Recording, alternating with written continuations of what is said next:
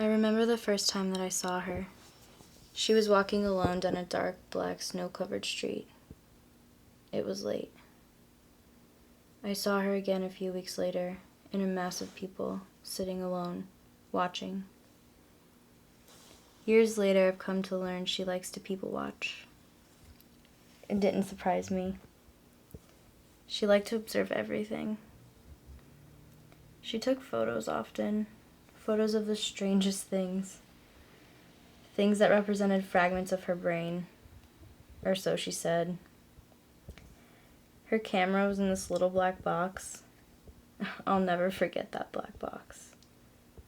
It was somewhat dusty. I remember when she showed it to me. She never showed it to anyone. It was her own world that no one but her could experience.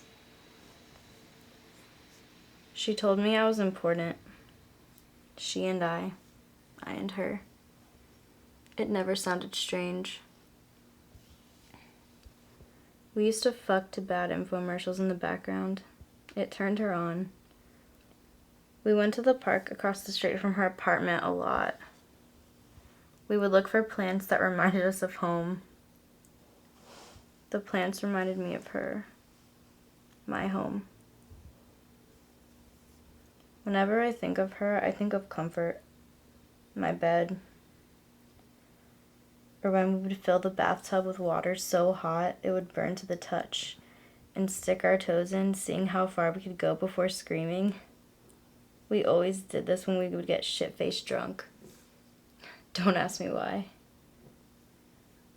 Or the bag of feathers she sent me because the texture reminded her of my hair. She missed my hair. When I cut it all off, she cried. I never understood that. Her eyes were quick, always searching for new inspiration, watching everything.